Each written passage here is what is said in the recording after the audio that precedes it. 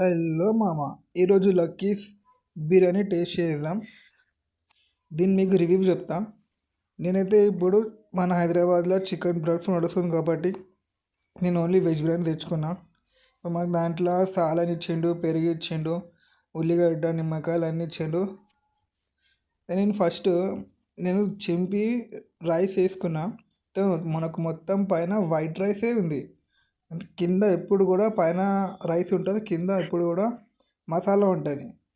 నాకు దాని తర్వాత తింటుందో ఒక డౌట్ వచ్చింది, ఈ సాలన్ ఎందుకు ఇస్తారు అబ్బా అంటే, పైన వైట్ రైస్ ఉంటుంది కాబట్టి వైట్ రైస్ సాలన్ వేసుకొని తినాలి, కింద మసాలా ఉంటుంది కాబట్టి దాంట్లో మనం డైరెక్ట్ తింటే మనకు నోరు మండుతుంది కదా, సో దీనిలో పెరుగు వేసుకొని తినాలి.